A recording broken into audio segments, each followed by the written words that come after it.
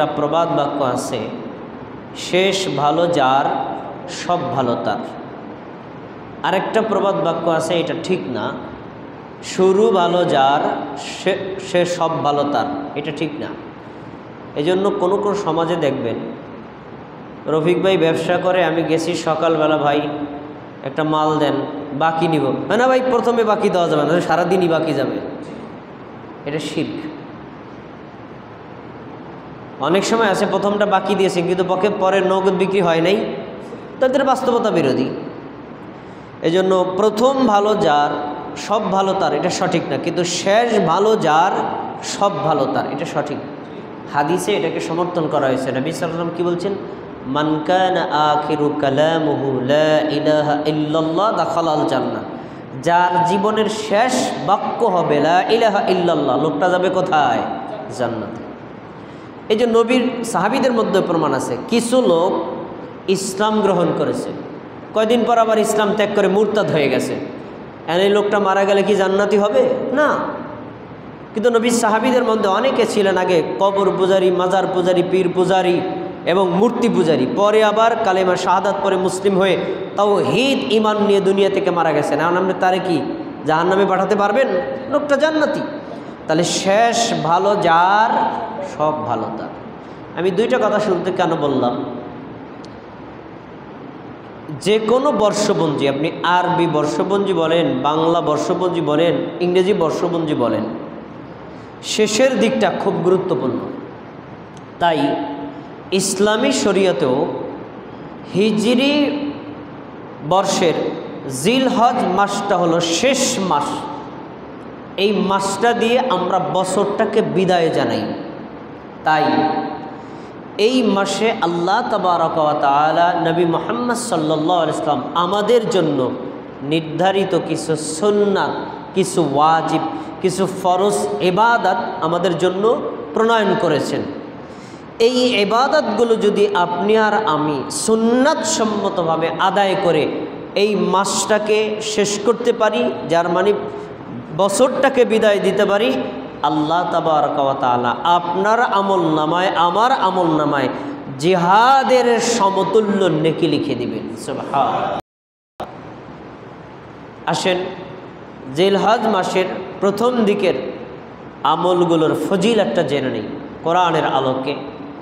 আল্লাহ তাআলা সূরা ফজরের শুরু দিকে বলেছেন, ওয়াল ফজর, ফজর সময়ের কসম, ওয়ালায়ালিন আশর, 10 রাতের কসম, এবং ওয়াশ-শাফঈ ওয়াল ওয়াতরি, জোর দিনের কসম, বেজোর রাতের কসম। তাহলে 4টা জিনিসের কসম খাইলেন, ফজর সময়ের কসম, 10 রাতের কসম, জোর দিনের কসম, বেজোর রাতের কসম। এখন এই 4টা দিন রাত জোর বেজোর দ্বারা কি উদ্দেশ্য, এ বিষয়ে মুসনাদে আহমদে একটা হাদিস বর্ণিত আছে। নবী সাল্লাল্লাহু আলাইহি ওয়াসাল্লাম বলেছেন, ফজর বলতে তো আমরা বুঝি, আমরা ফজর সালাত যখন আদায় করি তখনকার সময়। তিনি বলেছেন, জোর দ্বারা উদ্দেশ্য হলো কোরবানির দিন, কারণ জিলহজ মাসের 10 তারিখে কোরবানি হয়। বেজোর দ্বারা উদ্দেশ্য হলো জিলহজ মাসের 9 তারিখ, যেটা আরাফার দিবসে হাজিরা অবস্থান করে। আর 10 রাত দ্বারা উদ্দেশ্য হলো জিলহজ মাসের নতুন চাঁদ দেখার পর থেকে প্রথম 10টা রাত এবং দিন। তাহলে আমরা পেলাম আল্লাহ তাআলা ফজরের কসম করেছেন, 10 রাতের কসম করেছেন, জোর দিনের কসম করেছেন, বেজোর রাতের কসম করেছেন। এই 4টা জিনিসের গুরুত্ব আল্লাহর কাছে কম না বেশি? এই জন্য আল্লাহ কসম করেছেন।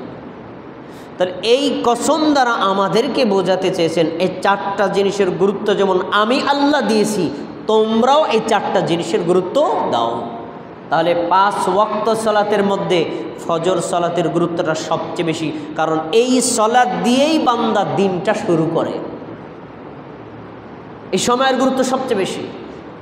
আর বছরের শেষ মাস জিলহজ মাসের প্রথম 10টা রাত, এই 10টা রাতের গুরুত্ব আল্লাহর কাছে খুব বেশি, আবার 10টা দিনেরও গুরুত্ব খুব বেশি। তারপরে এই 10টা দিনের মধ্যে স্পেশাল একটা রাত আর একটা দিন আছে। সেটা কি?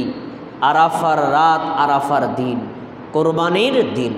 আরাফার দিন হাজিগণ আরাফায় অবস্থান করেন, সেই দিনটা হলো দোয়া কবুলের দিন, জাহান্নাম থেকে মুক্তির দিন। আর কোরবানির দিনটা হলো আল্লাহর সন্তুষ্টির জন্য পশু কোরবানির মাধ্যমে আল্লাহর থেকে নৈকট্য হাসিল করে নেকি নেওয়ার দিন। এবার আসেন হাদিস, সুনানে তিরমিজি, সহিহ বুখারী, দুইটা হাদিসে বর্ণিত আছে। আন ইবনে আব্বাস রাদিয়াল্লাহু তাআলা আনহুমা আন্নাহু ক্বালা, আব্দুল্লাহ ইবনে আব্বাস রাদিয়াল্লাহু আনহু থেকে বর্ণিত, তিনি বলেন রাসূলুল্লাহ সাল্লাল্লাহু আলাইহি ওয়াসাল্লাম বলেছেন, মা মিন আইয়ামিন আমালুস সালিহি ফীহিন্না আহাব্বু ইলাল্লাহ মিন হাযিহিল আইয়ামিল আশর। আমার সাহাবীরা তোমরা শোনো, জিলহজ মাসের নতুন চাঁদ দেখার পর থেকে 10টা রাত আর 10টা দিন, এই 10টা রাতের আমল, 10টা দিনের আমল আল্লাহর কাছে যতটা প্রিয়, বছরের অন্য কোনো দিনের, অন্য কোনো রাতের আমল আল্লাহর কাছে এত প্রিয় না। এই 10 রাতের আমল আল্লাহর কাছে খুব পছন্দনীয়, এই 10 রাতের আমল আল্লাহর কাছে খুব পছন্দনীয়, অন্য কোনো দিন আর রাতের আমল আল্লাহর কাছে এত পছন্দনীয় না। সাহাবীরা সাথে সাথে বলছেন, ক্বালু ইয়া রাসূলুল্লাহ ওয়ালাল জিহাদু ফি সাবিলিল্লাহ, আল্লাহ রাসূল, আল্লাহর রাস্তায় জিহাদ করাও কি 10টা রাত এবং দিনের আমলের চাইতে বেশি গুরুত্ব না? আপনিই তো নিজেই বলেছেন আল্লাহর রাস্তায় জিহাদে যাওয়ার গুরুত্ব কত। আল্লাহর রাস্তায় জিহাদে গিয়ে কেউ যদি শহীদ হয় তাহলে তার সব পাপ ক্ষমা হয়ে লোকটা জান্নাতে যাবে, এটাও কি বেশি গুরুত্বপূর্ণ না? রাসূল সাল্লাল্লাহু আলাইহি ওয়াসাল্লাম বললেন, শোনো, ওয়ালাল জিহাদু ফি সাবিলিল্লাহ, আরে এই 10টা রাতের আমল, 10টা দিনের আমল জিহাদের চাইতেও বেশি গুরুত্বপূর্ণ। তবে ইল্লা রাজুলুন খরাজা বিনাফসিহি ওয়া মালিহি, ওই লোকটা বেশি নেকি পেতে পারে এই 10 রাতের চাইতে, 10 দিনের চাইতে, যে লোকটা নিজের জীবন, নিজের সম্পদ, নিজের সাওয়ার, নিজের ঘোড়া, নিজের তলোয়ার, নিজের আসবাবপত্র নিয়ে আল্লাহ রাস্তায় জিহাদে বের হয়ে গেছে, জীবনও ফেরত আনতে পারে নাই আর সম্পদও ফেরত আনতে পারে নাই, তার মানে লোকটা কি হয়ে গেছে? শহীদ হয়ে গেছে। শহীদ হলে সবচেয়ে বেশি আল্লাহর কাছে নেকি নেওয়া সম্ভব এই 10টা রাতের আমলের চাইতে। শহীদ সারা জিহাদের চাইতে ওই 10 রাতের দিনের আমলের গুরুত্ব আল্লাহর কাছে বেশি। তাহলে আমরা কি বুঝতে পারলাম? যে এই 10টা রাতের গুরুত্ব, 10টা রাতের দিনের গুরুত্ব, আমলের গুরুত্ব আছে না নাই? এই গুরুত্ব কি? আমরা যদি আমলগুলো করি জিহাদের চাইতে বেশি নেকি আল্লাহর কাছ থেকে নিতে পারব। ফজিলত জানলাম। এবার একটা কথা জেনে রাখেন, যে কোনো আমলের ফজিলত জানার সঙ্গে সঙ্গে আপনাকে জানতে হবে আমলের পদ্ধতি কি। আমাদের সমাজে এক শ্রেণীর মানুষ দাওয়াতি কাজ করে, শুধু মানুষকে ফাজাইল শোনায়, কিন্তু ফাজাইল জানার পরে আমলটা কিভাবে করব এটা শেখায় না। অথচ কোনো আমলের ফজিলত জানা যত বেশি গুরুত্বপূর্ণ, তার চেয়ে বেশি গুরুত্বপূর্ণ আমলের পদ্ধতি জানা। কথা বুঝতে পেরেছেন? আমলের গুরুত্বটার আপনাকে জানতে হবে নবী কিভাবে করতেন, কারণ নবী যেভাবে করেছেন ওভাবে করলে আপনি ফজিলত পাবেন, আর তিনি যেভাবে করেছেন তার চেয়ে উল্টাভাবে করলে আপনি ফজিলত পাবেন না। কোরআনের আয়াত এবং হাদিসগুলো বিশ্লেষণ করলে আমি দেখেছি এই জিলহজ মাসের নতুন চাঁদ দেখার পর থেকে 10 তারিখ পর্যন্ত একজন মুমিনের জন্য, মুসলিমের জন্য 8টি কাজ আছে, 8টি আমল আছে। এই 8টি আমল কেউ যদি সুন্নাত সম্মতভাবে আদায় করতে পারে, এই ব্যক্তির জন্য আল্লাহ জিহাদের সমতুল্য নেকি লিখে দেবেন। আসুন এক নজরে জেনে নেই 8টি আমল কি। 1 নম্বর, যখনই জিলহজ মাসের নতুন চাঁদ দেখা যাবে তখন থেকে শুরু করে বেশি বেশি তাকবীরে তাশরিক পাঠ করা, 1 নম্বর আমল। 2 নম্বর, জিলহজ মাসের নতুন চাঁদ দেখার পর থেকে নিজের শরীরের কোনো পশম আর হাত পায়ের নখ কাটা থেকে বিরত থাকা। বগলের লোম, নাভির নিচের লোম, মোষ, এগুলো আপনি কাটতে পারবেন না। হাত পায়ের নখ আপনি কাটতে পারবেন না, কুরবানি করার পরে কাটতে পারবেন। 2টা আমল। 3 নম্বর, জিলহজ মাসের 1 তারিখ থেকে শুরু করে একটানা 9 দিন সিয়াম রাখা, এটা একটি মুস্তাহাব আমল। 4 নম্বর, এই 9টা সিয়াম যদি কেউ রাখতে না পারে, কমপক্ষে আরাফার দিবসে সিয়াম রাখা। 5 নম্বর, আরাফার দিবসে আল্লাহর কাছে নিজেকে জাহান্নাম থেকে মুক্তির জন্য দোয়া করা, কারণ ওই দিনে জাহান্নাম থেকে মুক্তি ঘোষণা করা হয়। 6 নম্বর, ঈদুল আজহার দিনে ঈদুল আজহার সালাত আদায় করা। 7 নম্বর, কুরবানি করা। 8 নম্বর, যদি আপনার সামর্থ্য থাকে তাহলে আপনি সম্ভব হলে হজ করবেন। কয়টা আমল বললাম? এই 8টি আমল। এই 8টি আমল সামর্থ্য অনুযায়ী সুন্নাত পদ্ধতিতে কোনো মুমিন বান্দা, কোনো বান্দি যদি আদায় করে, আল্লাহ ওই ব্যক্তির আমল নামায় জিহাদের সমতুল্য নেকি লিখে দেবেন। আসলে এবার 8টি আমলের বিস্তারিত পদ্ধতি জেনে নিই। প্রথমে বলেছি তাকবীর পাঠ করা। আমাদের সমাজে একটি সুন্নাত বেশ প্রচলিত আছে। জিলহজ মাসের 9 তারিখ ফজর থেকে শুরু করে 13 তারিখ আসর পর্যন্ত মোট 5 দিন 23 ওয়াক্ত ফরজ সালাতের পরে একবার উচ্চস্বরে নারী পুরুষ সবাই তাকবীরে তাশরিক পাঠ করা সুন্নাত। এটা আমরা পালন করি, এটাও সুন্নাত। কিন্তু আরেকটা হিডেন সুন্নাত আছে, গোপন সুন্নাত, এটা আমরা অনেকে জানি না। তাকবীরে তাশরিক 2 ভাবে পাঠ করা যায়, একটা হলো নির্ধারিত আর একটা হলো অনির্ধারিত। নির্ধারিত যেটা একটু আগে বললাম, 23 ওয়াক্ত ফরজ সালাতের পরে একবার উচ্চস্বরে তাকবীরে তাশরিক পাঠ করা হলো সুন্নাত। আর অনির্ধারিত হলো জিলহজ মাসের নতুন চাঁদ দেখেছেন তখন থেকে শুরু করে 13 তারিখ সূর্য অস্ত যাওয়ার আগ পর্যন্ত মোট 13টা রাত 13টা দিন আপনি যে হালাতে থাকেন তাকবীরে তাশরিক পাঠ করতে পারবেন।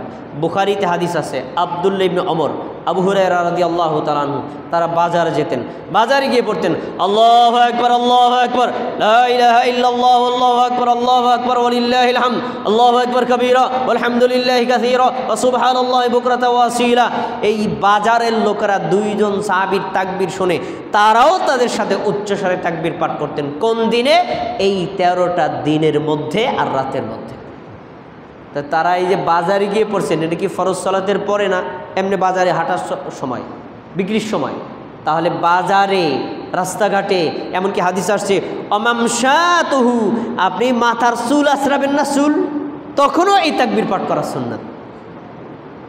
তার মানে এই 13টা রাত এবং দিনে যে হালাতে আপনি থাকেন, আপনি ওই জমিতে কৃষিকাজ করতেছেন, করেন হাত দিয়ে কাজ, মুখ দিয়ে হবে আল্লাহু আকবার, আল্লাহু আকবার, লা ইলাহা ইল্লাল্লাহু, আল্লাহু আকবার, আল্লাহু আকবার, লিল্লাহিল হামদ।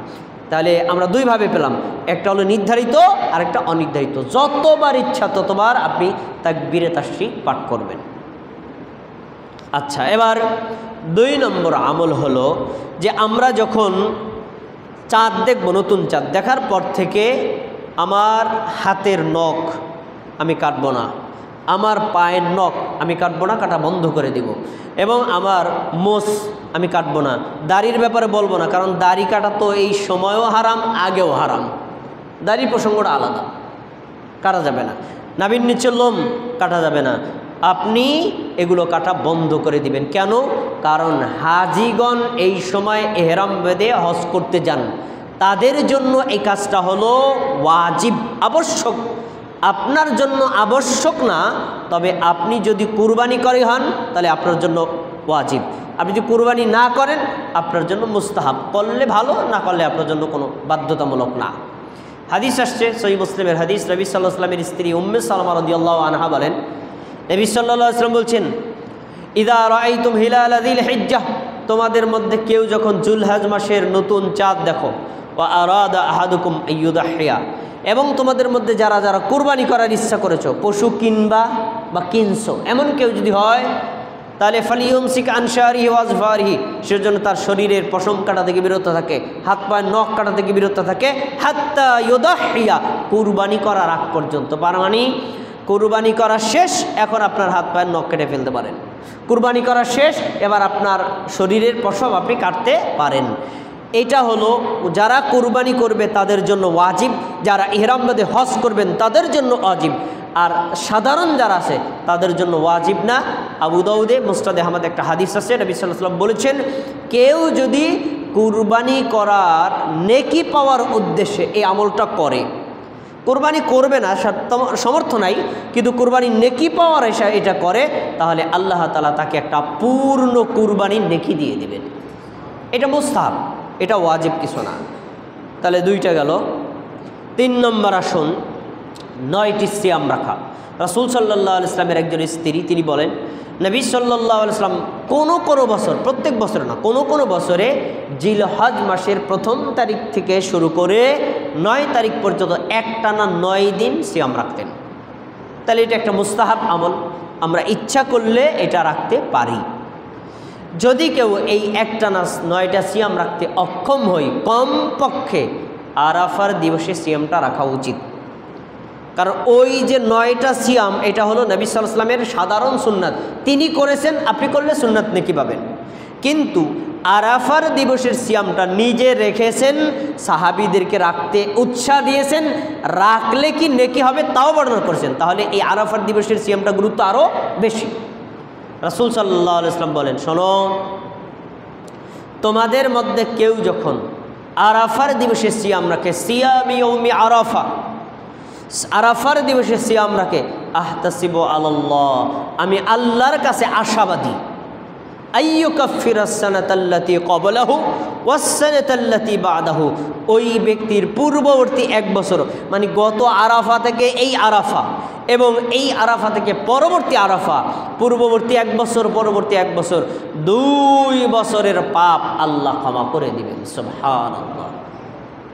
একটা সিয়াম রাখলে কয় বছরের পাপ ক্ষমা পাওয়া যাবে? 2 বছরের পাপ ক্ষমা পাওয়া যাবে। তাহলে আমরা একটানা 9টা সিয়াম রাখতে পারি অথবা নাই পারি, কমপক্ষে আরাফার দিবসের সিয়ামটা অবশ্যই রাখার চেষ্টা করব ইনশাআল্লাহ। একটু কথা এখানে বলে রাখি, আরাফার দিবস কোন দিন? এই প্রশ্নটা আসতো না, কেন এসেছে? কারণ সৌদি আরবে যেদিন চাঁদ দেখা যায়, বাংলাদেশে তার একদিন পরে চাঁদ দেখা যায়। এখন আপনি যদি দিন গণনা করেন, তাহলে দিন হিসেবে জিলহজ মাসের 9 তারিখে আরাফার দিন, 10 তারিখে কোরবানির দিন। আর যদি আপনি চাঁদ হিসাব করেন, চাঁদ যার যার স্থানীয় চাঁদ, তাহলে দেখা যাবে যে আমাদের বাংলাদেশের জিলহজ মাসের 8 তারিখ যেই দিন, সৌদি আরবের 9 তারিখ সেদিন। আর ওই দিনে হাজিগণ আরাফার মাঠে অবস্থান করেন। এখন আমরা এটা নিয়ে একটু মতভেদে পড়ে গেছি। কেউ বলেছেন 8 তারিখে রাখতে হবে, কেন? বাংলাদেশের 8 তারিখ, সেদিন সৌদি আরবের 9 তারিখ, হাজিগণ আরাফায় যেদিন থাকবে ওই দিনই সিয়াম রাখতে হবে। আর কেউ বলেছেন হাজিগণ আরাফায় যেদিন মনে হয় সেদিন থাকুক, আমার চাঁদ অনুযায়ী আমি 9 তারিখে যেদিন পাবো সেদিন রোজা রাখবো। আমরা বলতে পারি কেউ ইস্তেহাদের ভিত্তিতে যে যার একটু আমল করলে ইনশাআল্লাহ তিনি নেকি পাবেন। তবে হাদিসের ভাষ্যের দিকে নজর দিলে মনে হয় যে এটা হাজিগণ আরাফায় যেদিন থাকবেন ওদিন করাটা ভালো, ভালো বলতে পারি। কিন্তু কেউ যদি তারপরের দিন রাখে, আমরা এটা হারাম বলবো না। কেন? হাদিসের ভাষ্যটা দেখেন, সিয়ামি ইয়াউমে আরাফা, আরাফার দিবসের সিয়াম। নবী এই কথা বলেন নাই সিয়ামু ইয়াউমুত তাসি, 9 তারিখের সিয়াম, এটা বলেন নাই। কি বলেছেন? সিয়ামি ইয়াউমি আরাফা, আরাফার দিবসের সিয়াম। দেখেন আরাফা পৃথিবীতে কয়টা? একটা। হাজিগণ ওই আরাফায় একদিনই অবস্থান করেন, আর সেটা সৌদি আরবের দিন হয় 9 তারিখ, আর বাংলাদেশের দিন হয় কয় তারিখ? 8 তারিখ। আর ওই দিনে লাইভে হজ দেখায়, দেখবেন বিভিন্ন টেলিভিশনে লাইভে হজ দেখায়। তাহলে আমরা বলতে পারি যে হাদিসের ভাষ্য অনুযায়ী বাংলাদেশের 8 জিলহজ, সৌদি আরবের 9 জিলহজ, এই দিনটা হলো আরাফার দিন। আমরা এই একটা দিনে যদি সিয়াম রাখি, আল্লাহ তাআলা আমাদের পূর্ববর্তী 1 বছর, পরবর্তী 1 বছর, 2 বছরের পাপের কাফফারা, মানে পাপ ক্ষমা করে দিবেন। আল্লাহ তাআলা আমাদের এই সিয়ামটাকে রাখার তৌফিক দান করুন। আচ্ছা, এবার আসুন 5 নম্বর, আরাফার দিবসে আল্লাহর কাছে পাপের জন্য ক্ষমা চাওয়া। হাদিস এসেছে, নবী সাল্লাল্লাহু আলাইহি ওয়াসাল্লাম বলছেন, মা মিন ইয়াউমিন আইয়ুতিকাল্লাহু ফীহি আবদাম মিনান নার, সারা বছর 354 বা 55টা দিন সৌর চন্দ্রমাস অনুযায়ী, এই 354টা 55টা দিনের মধ্যে আরাফার দিবসে আল্লাহ যত মানুষকে জাহান্নাম থেকে মুক্ত ঘোষণা করেন, অন্য কোনো রাতে কোনো দিনে আল্লাহ এত বেশি জাহান্নাম থেকে মুক্ত ঘোষণা করেন না। এমনকি লাইলাতুল কদরের রাতেও না। লাইলাতুল কদরের নেকি মর্যাদা আলাদা, কিন্তু ওই রাতে এত মানুষকে আল্লাহ জাহান্নাম থেকে মুক্ত ঘোষণা করেন না যত ঘোষণা করেন আরাফার দিনে। কেন? কারণ ওই দিনটাতে সারা পৃথিবী থেকে হাজিগণ আরাফায় উপস্থিত থেকে হজের যিনি ইমাম তার খুতবা শোনেন, অতঃপর আল্লাহর কাছে নিজের পাপের জন্য ক্ষমা চান, জাহান্নাম থেকে মুক্তি চান। কিন্তু সব মানুষের কি ওই দিনে হজ যাওয়া সম্ভব? সম্ভব না।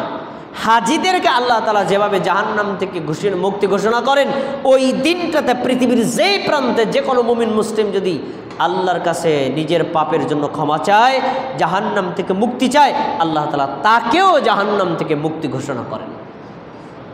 তাহলে আমরা যারা হজ করতে পারি আলহামদুলিল্লাহ করব। আরাফার মাঠে থেকে আল্লাহর কাছে নিজের পাপের জন্য ক্ষমা চাইব, জাহান্নাম থেকে মুক্তির জন্য প্রার্থনা করব। কিন্তু যেতে না পারি ওই দিনটা থেকে আল্লাহর কাছে নিজেকে জাহান্নাম থেকে মুক্তির জন্য নিজের পাপের জন্য ক্ষমা চাওয়া সম্ভব নাকি অসম্ভব? তাহলে আমাদের আরেকটা আমল বেড়ে গেল। ৫ম নম্বর আমল হলো আমরা এই দিনটাতে আল্লাহর কাছে জাহান্নাম থেকে মুক্তি চাইব এবং নিজের পাপের জন্য ক্ষমা চাইব। এবার আসুন তারপরের আমল ৬ নম্বর আমলটি হলো ঈদের সালাত আদায় করা। জিলহজ মাসে 10টি দিনের মধ্যে যে আমলগুলো আছে তার ভিতরে এই আমলটা হলো ফরজে আইন। এই আমলটা কি? ফরজে আইন। আমাদের দেশের হুজুররা বলে ঈদের সালাত আদায় করা ওয়াজিব। ওয়াজিব না, ফরজে আইন। নবী সাল্লাল্লাহু আলাইহি ওয়াসাল্লাম কি বলছেন? ঈদুনা লি আহলিল ইসলাম। এই ঈদটা হলো যে মুসলিম তার জন্য। এখন পুরুষরা মুসলিম, মহিলারা কি মুসলিম না মুসলিম? মহিলারা মুসলিম। তাহলে পুরুষের জন্য ঈদ, মহিলার জন্য ঈদ। আর ঈদ মানি হলো সালাত। সালাত না হলে ঈদ নাই। এজন্য নারীর জন্য ঈদের সালাত আদায় করা ফরজ, পুরুষের জন্য ঈদের সালাত আদায় করা ফরজ। পুরুষ মাঠে গিয়ে সালাত আদায় করবে, নারীও মাঠে গিয়ে সালাত আদায় করবে। নারীর জন্য যদি পর্দার ব্যবস্থা না থাকে ঘরে হলেও আদায় করবে। ঈদের সালাত আদায় করা ফরজে আইন। তাহলে আমরা এই বিষয়টাকে মনে রাখবো যে এই 10টি দিনে যে 8টি আমল আছে তার ভিতরে একটা আমল হলো ঈদের সালাত আদায় করা। নবী সাল্লাল্লাহু আলাইহি ওয়াসাল্লাম ঈদের সালাতের কত গুরুত্ব দিয়েছেন। এটা একটা জাতীয় ইবাদত, এটা একটা জাতীয় ইবাদত। আপনি ইংল্যান্ডে থাকেন, আপনি যদি ইসরায়েলও থাকেন, মানে ইহুদিদের রাষ্ট্রেও থাকেন, আপনি যদি ওই দেশে চাকরি করেন না, আপনার ঈদের দিন ছুটি দিবে। নাস্তিক একটা দেশেও যদি থাকেন, ঈদের দিন ছুটি দিবে। ছুটি দিছে কি লিগে? আমি আমোদ ফুর্তি করার জন্য না ঈদের সালাতের জন্য? ঈদ মানে সালাত, সালাত না হলে ঈদ নাই। নতুন পোশাক হলে ঈদ হয় না। এজন্য আমরা নারী আছি, পুরুষ আছি, যারাই আছি ঈদের সালাত আদায় করব। ইমাম বুখারী বাব সাজাইছেন, বাবু ইজাফাতাহুল ঈদ ইসল্লি রাকাতাইন ওয়া কাযালিকান নিসাউ ওয়াল কুরা ওয়াল বুয়ুত। এই অনুচ্ছেদ হলো ঈদের সালাত আদায় করা। যদি গ্রামে থাকে তারপরে ঈদের সালাত আদায় করতে হবে, যদি শহরে থাকে তারপরে ঈদের সালাত আদায় করতে হবে, যদি নারী হয় তারপরে ঈদের সালাত আদায় করতে হবে, যদি পুরুষ হয় তারপরে ঈদের সালাত আদায় করতে হবে। এমনকি ঈদের জামাত যদি ছুটে যায় একাকী হলেও ঈদের সালাত আদায় করতে হবে। তার মানে ঈদের সালাত ফরজে আইন। এই জন্য নবী সাল্লাল্লাহু আলাইহি ওয়াসাল্লাম বলছেন, যত নারী আছে সবাই ঈদগাহে রওনা দাও। যারা হায়েস মাসিকগ্রস্ত আছে তারা পবিত্র না অপবিত্র তারাও যাও। যারা 2 দিন আগে পিচ্ছি জন্ম নিয়েছো, পিচ্ছি কলোনি হলে ঈদগাহে যাও। তা পিচ্ছি কলোনি সে যে 2 দিন আগে, সে তো নেফাজগ্রস্ত, তার তো শরীর অপবিত্র, সে যাবে কেন? তিনি বলে দিয়েছেন যারা পবিত্র থাকবে তারা ইমামের জামাতের সাথে জামাতে সালাত আদায় করবে। যারা অপবিত্র থাকবে তারা ঈদগাহের এক কোনায় বসে থাকবে। মুসল্লিদের সালাত শেষ, সালাতের পরে ইমাম সাহেব দাঁড়িয়ে খুতবা দিবে। খুতবায় যা বলে সব মনোযোগ দিয়ে শুনবে। খুতবার শেষে পুরো জাতির জন্য দোয়া করবে। তখন এই ইমামের দোয়ার সাথে সাথে আমিন আমিন, মানে আল্লাহ ইমাম সাহেব যা বললেন তা কবুল করেন, আরে আমিন বলার জন্য হলেও ঈদগাহে যাবে। তাহলে ঈদের সালাত যে ফরজ এটা বোঝানোর জন্য এর চাইতে আরও বেশি গুরুত্ব দিয়ে বলা লাগবে নাকি? আরও গুরুত্ব দিয়েছেন। এক মহিলা এসে আল্লাহ রাসূল সবারই তো যাইতে কইছেন, কিছু কিছু মহিলা আছে গরিব, তারা স্বাভাবিক যে কাপড় পরে না, এরপরে আলাদা কোনো কাপড় নাই। তো স্বাভাবিক একটা কাপড় পরলে মহিলাদের স্তন ফুটে যায়, তো বুকের উপর আলাদা একটা উন্নত লাগে, এ তো নাই, তো যাবে ঈদগাহে, তার বেপর্দা হবে না? নবী সাল্লাল্লাহু আলাইহি ওয়াসাল্লাম বলছেন, মেয়ে তোমার বেশি কাপড় নাই, তোমার আর এক বোনের ডাবল আছে না, তারটা ধার নিয়ে হলে ঈদগাহে যাবা, তারপরে সান নাই। তাহলে ঈদের সালাত আমাদের আদায় করতে হবে। এরপরে 7 নম্বর, আমাদের কুরবানি করতে হবে। যদি আমরা সমর্থবান হই, কুরবানি করা হলো সুন্নাতে মুআক্কাদা। আমাদের সমাজের আলেমরা বলে ওয়াজিব, হ্যাঁ ওয়াজিব বলা যায় গুরুত্বের দিক থেকে, সুন্নাতে মুআক্কাদা। আমার যদি আর্থিক সক্ষমতা থাকে আমরা এই আমলটা ত্যাগ করব না। কোনো বছরে যদি আপনি একদিন ছেড়ে দেন তাতে কোনো সমস্যা হবে না, কিন্তু নিয়মিত সামর্থ্য থাকলে পরিত্যাগ করা উচিত না, কারণ এই কুরবানিটাও একটা জাতীয় সুন্নাত। ইমাম বুখারী বলেছেন সুন্নাতুন মারুফুন, এটা একটা প্রসিদ্ধ সুন্নাত। আমাদের অনেক সুন্নাত আছে অমুসলিমরা জানে না, কিন্তু কুরবানি যে মুসলিম জাতির সুন্নাত একজন নাস্তিকও জানে। তার মানে এই সুন্নাতের গুরুত্ব খুব বেশি। এজন্য এই সুন্নাতটাকে অবহেলা করা উচিত না। যারা অবহেলাবশত এই সুন্নাত ছেড়ে দেয় তাদের ব্যাপারে নবী সাল্লাল্লাহু আলাইহি ওয়াসাল্লাম বলছেন, মান ওয়াজাদা সাআতান লিআইয়ুদহিয়া ফালা ইয়াকরাবান্না মুসাল্লানা। যেই ব্যক্তির কুরবানি করার সামর্থ্য আছে, তার কোনো ওজর নাই, ইচ্ছা করে যদি কুরবানি না করে সেজন্য আমাদের ঈদগাহের কাছেও না আসে। তোর ঈদের নামাজে লাগবে না, যা বাড়িতে যা, কোনো ওজর নাই। তোমার সামর্থ্য আছে, ইচ্ছা করলে কুরবানি করতে পারতা, এরপরে ছেড়ে দিলা, তোমার ঈদগাহে না আসলেও চলবে। নবী সাল্লাল্লাহু আলাইহি ওয়াসাল্লাম ধিক্কার জানাইছেন। এজন্য আমাদের এই কুরবানিটা আমাদের যাদের সামর্থ্য আছে আমরা করব ইনশাআল্লাহ। 8 নম্বর, হজ করা। হজ ইসলামের 5টি স্তম্ভের 5ম স্তম্ভ।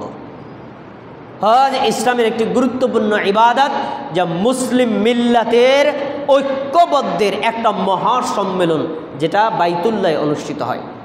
এজন্য আমাদের কারো যদি হজ করার তৌফিক থাকে আমরা হজ করব। কতবার? নবী সাল্লাল্লাহু আলাইহি ওয়াসাল্লাম বলে দিয়েছেন। তিনি বলেছেন, ইয়া আইয়ুহান নাস ইন্নাল্লাহা ফারাদা আলাইকুমুল হজ্জ ফাহাজ্জু। আল্লাহ তোমাদের উপর হজ ফরজ করেছেন, তোমরা হজ করো। সাহাবীদের মধ্যে এক সাহাবী বললে, আল্লাহ রাসূল আকুল্লা আমিন, প্রত্যেক বছরেই কি আমাদের হজ করা ফরজ? তিনি চুপ, কোনো কথা বলেন না। আবার বলছেন, আল্লাহ রাসূল প্রত্যেক বছরেই কি আমাদের হজ করা ফরজ? তিনি চুপ, কোনো কথা বলেন না। আবার বলছেন, প্রত্যেক বছরেই কি হজ করা ফরজ? তিনি চুপ, কোনো কথা বলছেন না। তারপরে বলছেন, আমার সাহাবী শোনো, আমি যদি বলতাম নাম, তাহলে তোমাদের প্রত্যেকের উপর প্রত্যেক বছরে হজ করা ফরজ হয়ে যেত, তখন তোমরা আদায় করতে পারতাম, ফরজ ছুটে যাওয়ার গুনাহ হইতো। এই জন্য আমি নাম বলি নাই। তবে জেনে রাখো, জীবনে একবার হজ করা ফরজ, বাকি যতবার করবা তোমার জন্য সুন্নাত বা নফল। তাহলে আপনার যদি সামর্থ্য থাকে, আর্থিক সক্ষমতা, শারীরিক সক্ষমতা, বাইতুল্লাহে পৌঁছাতে সক্ষমতা, তাহলে আপনি হজ করবেন। জীবনে প্রথমবার ফরজ, বাকি যতবার করেন সুন্নাত। এ বিষয়ে নবী সাল্লাল্লাহু আলাইহি ওয়াসাল্লাম বলছেন, যে ব্যক্তি আল্লাহর সন্তুষ্টির জন্য হজ করে, হজরত অবস্থায় মানে ইহরামরত অবস্থায়, ফালাম ইয়ারফুস ওয়ালাম ইয়াসখাব, ইহরামরত অবস্থায় অনর্থক কোনো কথা বলে না, অনর্থক কোনো কাজ করে না, কাউকে কোনো কষ্ট দেয় না, অশ্লীল কোনো কথা বলে না, অশ্লীল কোনো কাজ করে না, সে লোকটা হজ করে ফিরে আসলে রাজা ইয়াউমি ওয়ালাদাতহু উম্মুহু, এমন নিষ্পাপ অবস্থায় ফিরে আসে মনে হচ্ছে তার মা তাকে কেবল জন্ম দিল। সুবহানাল্লাহ, একদম নতুন নিষ্পাপ শিশুর মতো হয়ে যায়। এজন্য পাপ থেকে মুক্তির জন্য একটা বড় ইবাদত হলো হজ। আমাদের যাদের তৌফিক আছে আমরা করব, আর যাদের তৌফিক নেই আল্লাহ আমাদের সবাইকে তৌফিক দান করুন, আমিন। আমি একটু 8টি আমল এক নজরে শেষ করলাম। এই 7 নম্বর আমলটির 2-3টা দিক আমি বলবো, কারণ সামনে আসছে কুরবানি। কুরবানির আগে আপনারা আরেকটি খুতবা পাচ্ছেন। ওই খুতবায় যিনি খতিব আসবেন তিনি কুরবানি সংক্রান্ত মাসলা মাসাইল বিস্তারিত বলবেন। আমি 2-3টা পয়েন্ট বলে দিচ্ছি, পয়েন্ট যেগুলো বেশি গুরুত্বপূর্ণ। কুরবানিতে সবচেয়ে মোস্ট ইম্পর্টেন্ট দিকটা হলো অন্তর। এটা সবচেয়ে মোস্ট ইম্পর্টেন্ট। পশু এটা তো আপনি কুরবানি করবেন, গোশত আপনি খাবেন, খাওয়াবেন, এটা আছে, কিন্তু সবচেয়ে গুরুত্বপূর্ণ দিকটা কি? অন্তর। নবী সাল্লাল্লাহু আলাইহি ওয়াসাল্লাম কি বলছেন?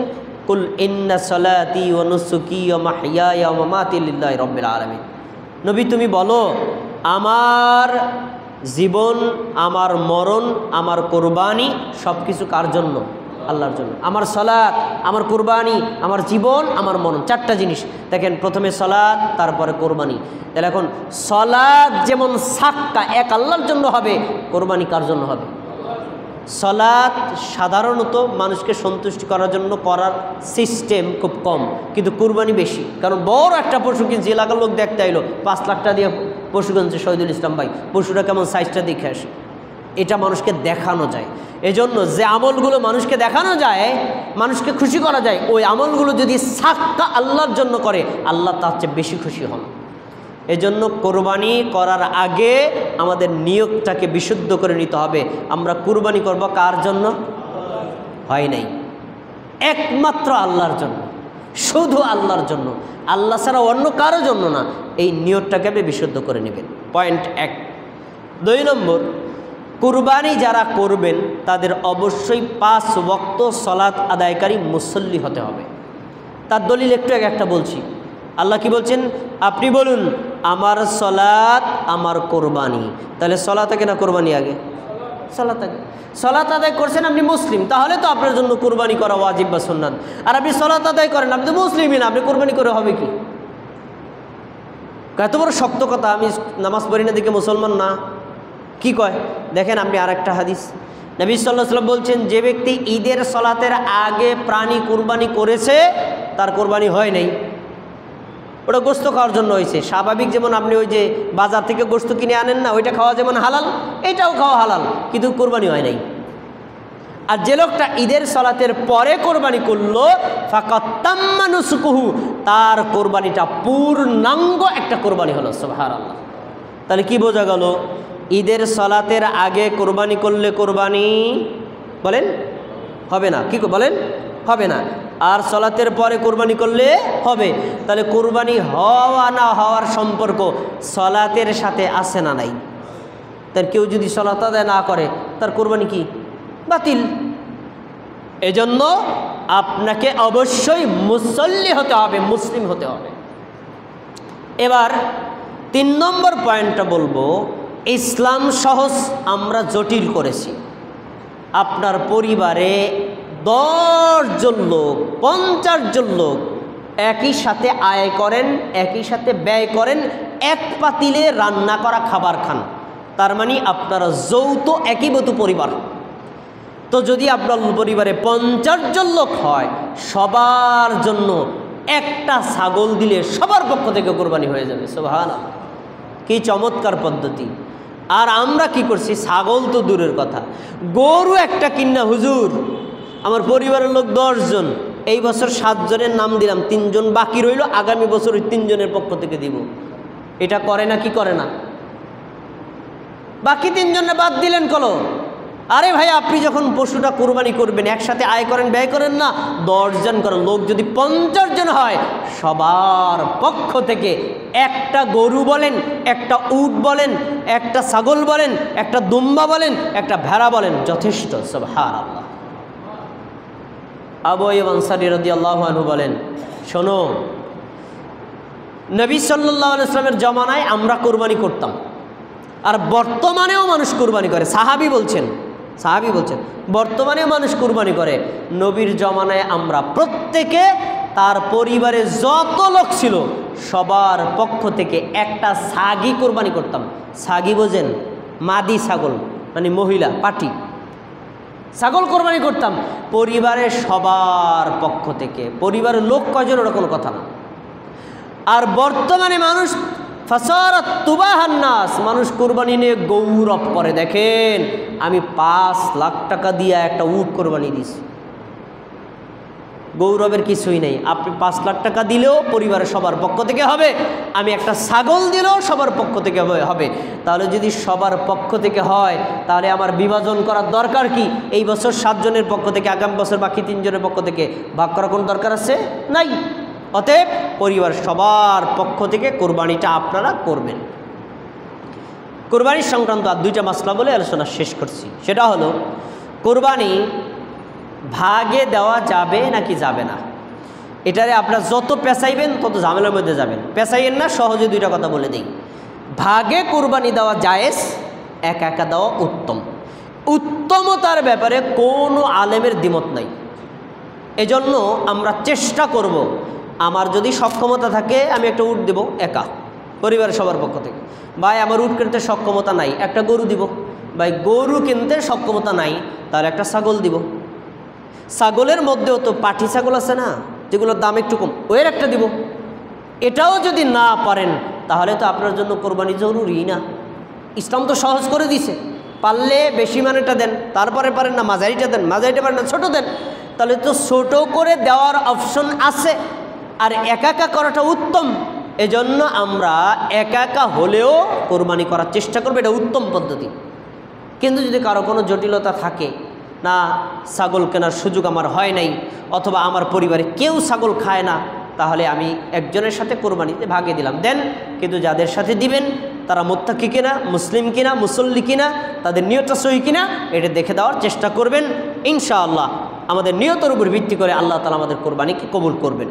সবশেষ মোস্ট ইম্পর্টেন্ট, কুরবানিতে যতগুলো জঘন্যতম বিদআত আছে তার ভিতরে একটা জঘন্যতম বিদআত হলো কোরবানির পশুর ভাগে আকিকা দেওয়া। একটা জঘন্যতম বিদআত। এটা হলো যুক্তি দিয়ে শুরু হয়েছে। তো যুক্তিটা কি শোনেন, ইসলামী শরিয়াত আপনার আমার মাথার বুদ্ধি বিবেক যুক্তি দিয়ে চলে না, চলে দলিল দিয়া। তারা যুক্তি দিছে কি, কোরবানিকে বলা হয়েছে আরবি ভাষায় নুসুক। আবার আকিকা যে প্রাণীটা জবাই করি আমরা, ওইটাকে বলা হয়েছে নুসুক। তাহলে আকিকারও যেহেতু নুসুক বলা হয়েছে, কোরবানিটাও নুসুক বলা হয়েছে, তাহলে আকিকার পশু কোরবানির ভাগের মধ্যে দেওয়া যাবে। যুক্তি দলিল সাহাবিরা করছে না, নবী করছে না, তাবিরা করছে না, সারমাজের ইমামরা করছে না, যুক্তি। ইসলামী শরিয়াত যুক্তি দিয়ে চলে না। একটা শব্দই যদি আর একটা শব্দ দিয়ে বলা যায়, তাহলে আমি একটা উদাহরণ দেই। আমরা কোরআনে যে সকল মানুষ মারা যায় তাদেরকে কি বলা হয়েছে? আমাতানা। আমাদের মধ্যে যারা মারা গেছে তাদেরকে বলা হয় আমাতানা, মারা গেছে। তাহলে মৃত লোকদেরকে কি বলা হলো? আমাতানা। দেখেন জীবিত লোকদেরকেও আল্লাহ আমাতানা বলছেন। কি মানুষ ঘুমাইতে যখন যায় তখন একটা দোয়া পড়ে, কি দোয়া বলেন দি? হ্যাঁ, ঘুমাইতে যাওয়ার সময় কি বলে? আল্লাহুম্মা বিসমিকা আমুতু, ওঠার সময়। আর ঘুমাইতে যাওয়ার সময় না, ঘুমানোর সময় আল্লাহুম্মা বিসমিকা আমুতু হাইয়া। আর ঘুম থেকে ওঠার সময় আলহামদুলিল্লাহিল্লাযী আহইয়ানা বা'দা মা আমাতানা ওয়া ইলাইহিন নুশুর। দেখেন প্রশংসা সে আল্লাহর জন্য যে আল্লাহ মৃত থেকে আমাদেরকে জীবিত করলেন। আমাতানা, এই মৃত দ্বারা উদ্দেশ্য ঘুম। তো যে লোকটা ঘুমায় কি জীবিত আছে না মারা গেছে? জীবিত আছে না? তাহলে জীবিত ঘুমন্ত লোকটাকে আমাতানা বলা হয়েছে। আবার স্বাভাবিক যে লোকটা মারা যায় তাকেও আমাতানা বলা হয়েছে। যে লোকটা মারা যায় তাকে আমরা দাফন করি, যে লোকটা ঘুমাইছে তারা দাফন করবেন? ওই দলিল দিয়ে দাফন করবেন? তাহলে এখন আপনি কুরবানিকেও নুসুক বলা হয়েছে, আকিকাও নুসুক বলা হয়েছে, এই জন্য আপনি কুরবানি পশুর মধ্যে আকিকা দিয়ে দিবেন? এই যুক্তি আপনারা কে শিখাইছে? ইসলামী শরিয়াত যুক্তি দিয়ে চলে না। কুরবানি একটা নির্ধারিত দিনের মধ্যে সীমাবদ্ধ, আর আকিকাও একটা দিনের মধ্যে সীমাবদ্ধ। আকিকাটা কি? যেদিন সন্তান জন্ম নেব তার 7ম দিনে। আর কুরবানির দিনটা কি? আপনি জিলহজ মাসের 10 তারিখ থেকে শুরু করে 13 তারিখ পর্যন্ত 3 দিন কোরবানি করবেন। তাহলে ওইটারও একটা লিমিট সময় আছে, এটাও লিমিট সময় আছে। একটার সাথে আর একটা যুক্ত করা যাবে না। কোনো সাহাবী থেকে কোনো তাবী থেকে প্রমাণিত নাই যে তারা পশুর মধ্যে কুরবানির বাগের মধ্যে আকিকা দিয়েছেন। আর একটা কথা জেনে নেই, আমি গতকালকে হাদিসটা পেয়েছি সুনানে বাইহাকিতে। আয়েশা রাদিয়াল্লাহু তাআলা আনহা, তার বোনের নাম আসমা। আসমার একটা ছেলে হয়েছে। তখন লোকেরা আয়েশা রাদিয়াল্লাহু তাআলা আনহাকে বলছেন, আপনি তো খালা হইলেন, আপনার বোন আসমারতে ছেলে হয়েছে, তা এবার আপনি জাজুরুন একটা উট আকিকা দেন। উট জাজুর মানে কি? উট। উট আকিকা দেন। তখন আয়েশা বলছেন, মাআযাল্লাহ, আমি আল্লাহর কাছে আশ্রয় চাই, আকিকা সেভাবেই আমরা করব যেভাবে আমাদের নবী করেছেন। আমাদের নবী কিভাবে করেছেন? 2টা ছাগল, 2টা ভেড়া অথবা 2টা দুম্বা দিয়ে কোরবানি করেছেন। আমরা 2টা প্রাণী দিয়ে করব, উট দিয়ে করব না। তাহলে হাদিসে স্পষ্ট পাওয়া গেল আকিকা ছাগল, ভেড়া, দুম্বা ছাড়া গরু আর উট দিয়ে করা যাবে না। আয়েশা কি বলছেন? মাআযাল্লাহ, আল্লাহর কাছে আশ্রয় চাই। এই তথ্যটা জেনে রাখেন, গরু দিয়ে আকিকা হয় না, মহিষ দিয়ে আকিকা হয় না, উট দিয়ে আকিকা হয় না, আকিকা হয় ছাগল, ভেড়া, দুম্বা দিয়ে। আয়েশা রাদিয়াল্লাহু তাআলা আনহাকে নিষেধ করছেন। তাহলে স্পষ্ট বোঝা যায় যে কোরবানির গরুর মধ্যে, উটের মধ্যে আকিকা করা যাবে না। যদি করেন বেদাত হবে, আপনার আকিকা বাতিল আর কোরবানি অনিশ্চিত, আল্লাহ ভালো জানে, হইতে পারে না হইতে পারে। এজন্য আমরা এই আকিকাটা আলাদা দেওয়ার চেষ্টা করব আর কোরবানিটা আলাদা দেওয়ার চেষ্টা করব। আল্লাহ তাবারাক ওয়া তাআলা আমাদের সবাইকে আজকের এই খুতবায় যে 8টি আমলের কথা জেনেছি সাধ্যমতো সুন্নাত পদ্ধতিতে আমাদের আদায় করার তৌফিক